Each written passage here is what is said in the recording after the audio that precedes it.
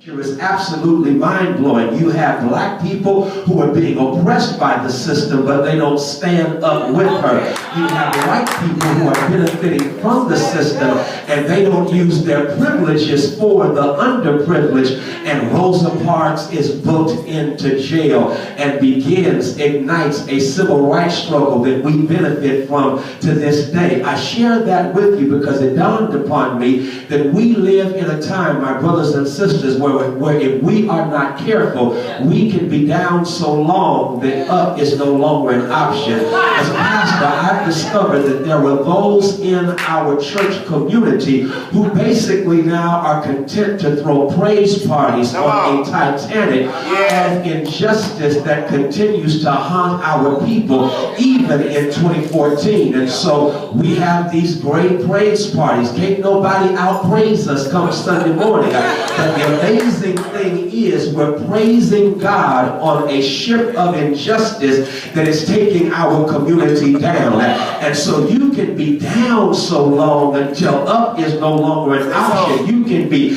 down so long and then convince yourself that you can praise your way up even as the ship of injustice is taking you and the community down. And with that being the case, I thought it would be good to reflect as a pastor on what is going on in the life of our community in 2014. And I want to suggest that many of us are down and either don't know we are down, but we are down for others, and we are convinced that up is no longer an option. With that being the case, I can't help but reflect on a text. If you don't mind, I was told that I was supposed to preach by some. Others said, you ain't supposed to preach, so since I'm a preacher, at least I can do this text for us to look at. Because in the 3rd chapter of the book of Acts, we meet a man who had been crippled for 40 years.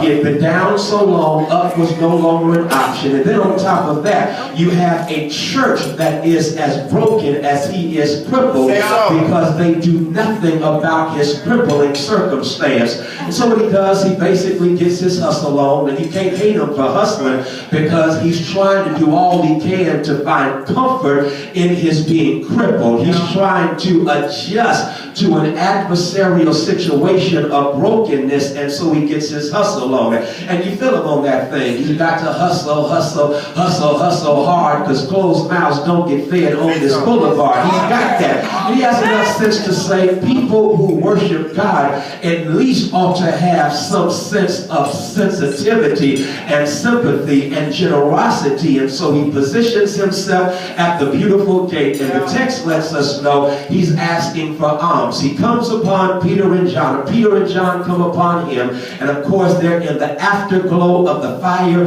of Pentecost. They are pushed by the wind of the Spirit, and they are ignited with resurrection power. And the text lets us know, Peter says, listen man, we don't have any money, but we got something that money can't buy. I'm going to get not at simply comforting you in your crippledness. I'm going to give you a cure. I'm going to get to the cause of your predicament. In a real sense, charity is not enough here. We've got to deal with the raw reality of what has brought about your crippled condition. And now the text lets us know, he says, in the name of Jesus, rise up and walk. I love it because the man tries out his new legs. He jumps up, he leaps, he praises God. The people in the temple evidently have such a dead service going on. They hear praise going on outside the church, and they exit church to go to where real church is taking place.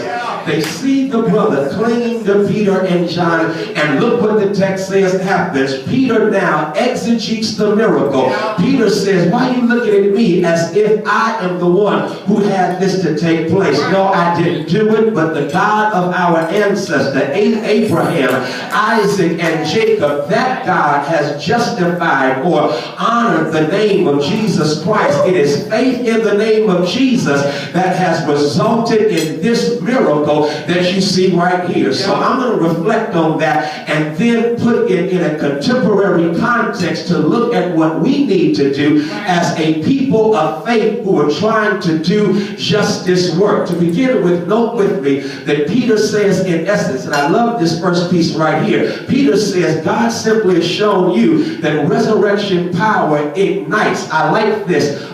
extraordinary power through ordinary people for ordinary situations. I'll give it to you like this. Peter says, you looking at me as if I am the source of this. I'm not the source of this. I am simply a relay switch. A relay switch. I'm kind of feeling that. You remember the Super Bowl in New Orleans. We had a brief break during the Super Bowl in New Orleans where there was a blackout in the Superdome. They found out that the blackout was the result of a dysfunctional relay switch. A relay switch connects need with power. It's not the source of power, but it connects need with power. Well, I see some old school folk in here. Relay switch didn't get you. How about extension cord? An extension cord simply says, I am not the source of power, but I'm plugged into something. And because of what I'm plugged in, if I'm hooked up with need, I can light up a dark space. And so what we are as people of faith, we are God's extension cords. We plug into power, and that power we plug into ain't about us. But in a real sense, it's to ensure that needs are addressed. And so Peter, I love it. He says, why are you looking at us mind blown? That's what the text literally says. The text says they were astonished. And the Greek word there for astonishment means to be literally out of one's mind. I'm feeling that right there. Peter says the sad thing about you is that your faith has been reduced to the point where you are expectationless. You do not expect anything big, miraculous, and supernatural to happen. And because you don't expect anything, this has blown your mind. But the fact that God is on the throne, operating through us, don't miss this as extension cords. It lets you know that God can get some stuff done. I'll give it to you like this for my history. I love me some Harriet Tubman. Harriet was a cold sister. Harriet was so cold because Harriet, watched this, exited slavery, and once she exited, the good news is she went back. Now, scholars today are arguing, Dr. Carruthers, over how many times Harriet went back. I'm tripping on that. Why are you arguing over how many times she went back? Some say 19, some say 12, some say 6. I don't care how many times she went back. She went back. It's not enough for us to get ours. We got to have enough faith to go back. She goes back, and watch this. When she goes back, the thing that blows me away is she never gets caught. She never got caught.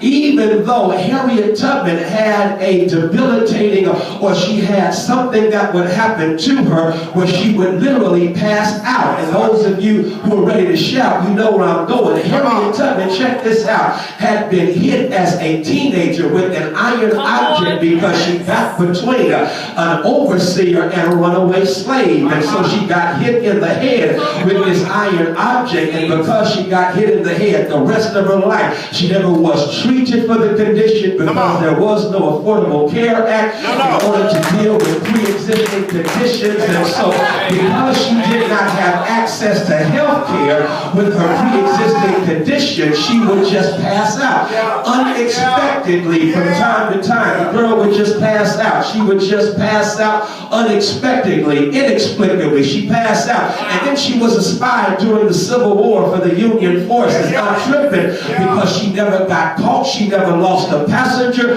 but periodically she would pass out. There's a picture in one biography of her passing out beneath a wanted sign that says wanted, dead or alive, a woman called Moses. But she never got caught and she never lost a passenger. And so the question is, Harriet, how is it you never got caught, you never lost a passenger? And Harriet from heaven shouts to us today and says, the deal is this, Freddie, as long as I was conscious, I was working for God, knowing when I was unconscious, God was working for me. I kind of like that right here. In essence is saying, as we look at the God of our ancestors, Abraham, Isaac, and Jacob, we serve a God who has been operative in our history. We serve a God, don't get it twisted, we did not come this far by playing golf. We come this far by faith. We come this far because if it had not been for the Lord on our side, we come this far because James Weldon Johnson had that thing right. We sing a song full of the faith that the dark past has taught us. The dark past has taught us that God can use a sojourner truth to be the first womanist theologian and declare an 8-hour woman. We serve a God who has blessed us with a Harriet Tubman who not only got herself free but went back to free others. We serve the God of Ida B. Wells, the God of Paul Robeson, the God of Martin and Medgar and Malcolm. We serve a God who's been operative in our history. And so please understand, our history is one of a faith that united in holy wedlock Jesus with justice. And whenever they experience a divorce, it is to the detriment of our community and of our people. And so the next piece in the text, I love it. Peter basically says that the resurrection is an insurrection against injustice. Knowing that Dr. Carruthers was here and Willie Francois and the pastor of Ebenezer Raphael are here, I did my homework, and etymologically I excavated the word resurrection. The word resurrection is going to kill you. It literally meant uprising. I like that. Resurrection, uprising. Y'all get that later on. Resurrection means uprising. It means rebellion. And so Peter, in explicating this miracle, says, y'all killed him. Pilate wanted to let him go, but you killed him. That was unjust. Everything he went through was downright unjust. Here it is. As we look at where we're going in our nation, check out how the criminal justice system has a history of being used as a tool of oppression in the hand of the oppressor to hold down the oppressed. And that's why Michelle Alexander has blessed us with her phenomenal work, The New Jim Crow, which speaks of the new caste system that exists in this nation. But you do know Tupac already was talking about this when he declared back in the 90s, instead of a war on poverty, they have a war on drugs so the police can bother me. Tupac was saying even back then that the criminal justice system is a tool of oppression in the hand of the oppressor. And so mass incarceration is something that we must stand against as a people of faith. Why? Because the war on drugs has been used as a vehicle or a tool to fill our nation's prisons. And so when we look at this, we must stand against mandatory minimum sentencing. We must stand against the death penalty, especially in Hangum High, Texas. We must stand against a system like in Texas where we have the most people in the nation who have been exonerated by DNA evidence. Many have been on death row. And as long as we have human beings who use the criminal justice system as a tool of oppression, there is no way that we can stand idly by and go along with a death penalty. And so with that being the case, we've got to take a stand as we look at the game changers against our criminal justice system when it is criminal and downright unjust. And so what does the resurrection do? The resurrection says, I am an insurrection against injustice in all of its forms. And because I am an insurrection against injustice, even HIV/AIDS must be seen as a justice issue. If we do not see it as a justice issue, I guess you're not getting it. What is justice? I like it. Michael Eric Dyson says that justice is what love looks like in public policy. He goes on to suggest that justice is when my group wants for your group what my group already is privileged to enjoy.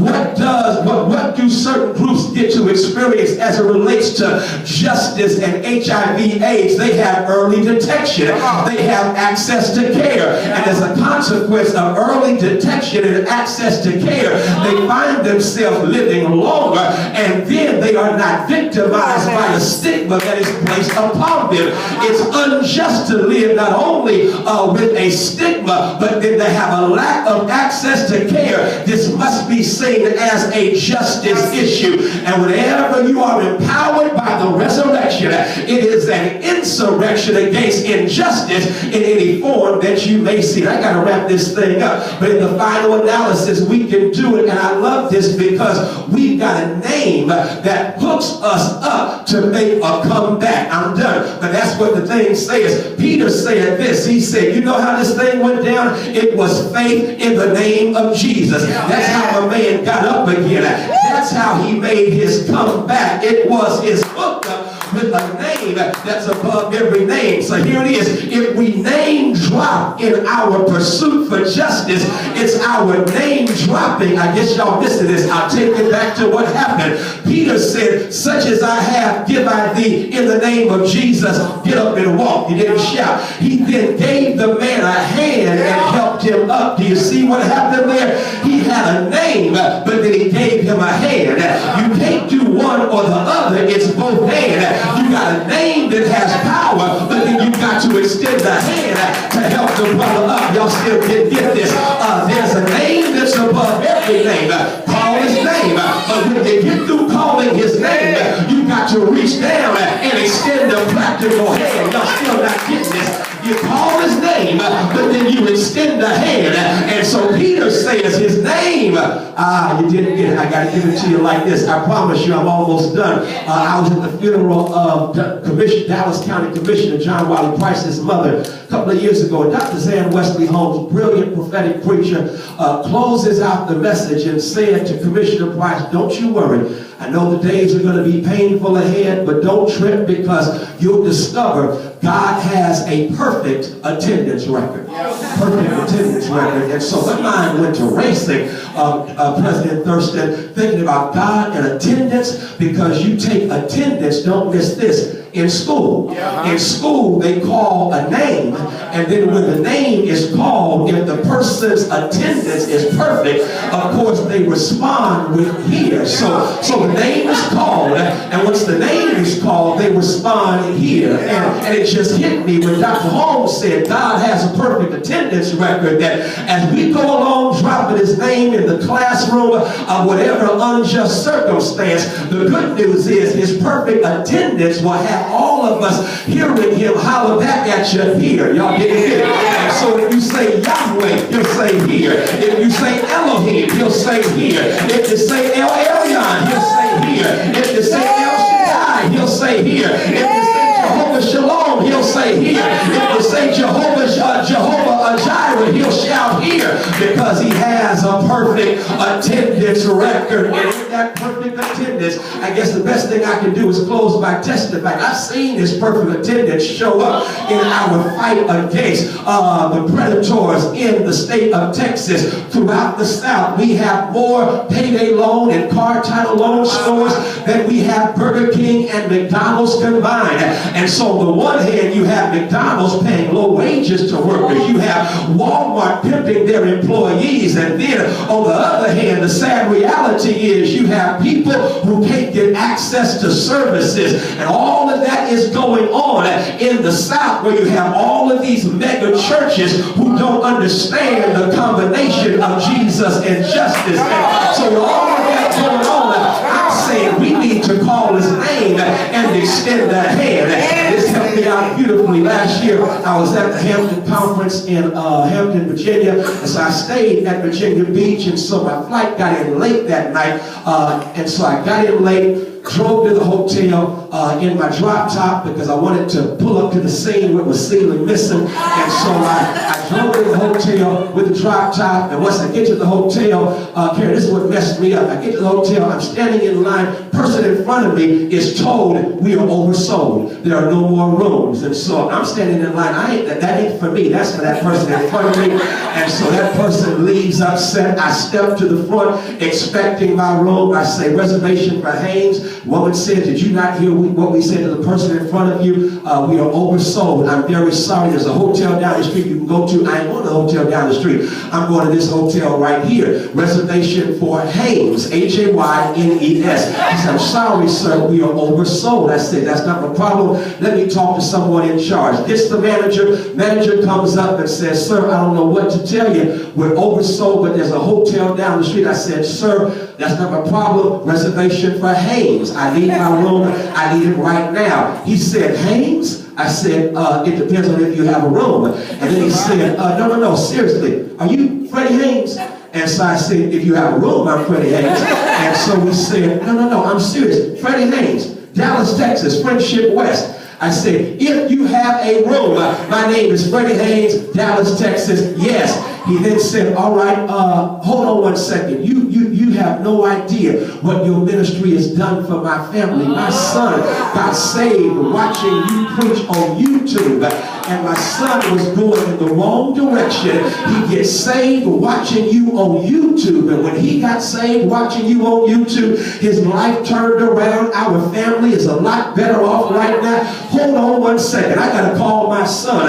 And he called his son. I ain't trying to have no conversation with his son. This is nice and heartwarming, but that ain't going to get me no room. And so he calls his son. He says, son, you won't believe who's here at the front desk. Son says, don't tell me it's Fredrick Haynes. He says, hold on one second. Hands me the phone and says, listen, here's what you do. You talk to my son while I fix this. We have no room, but here's what you do. I'm going to fix this, and while I'm fixing this, you talk to my son. So you talk to my son, and I'm going to fix this situation. Y'all still not getting this. Keep talking to my son, and while you are talking to my son, I'm going to fix this. That's all I came to let y'all know. If we talk to the son, I promise you, the Father can fix it. That's what we've been doing in our years here in this country. We kept talking to the son in slavery, and the Father fixed it through the Emancipation Proclamation. We kept talking to the son during Jim Crow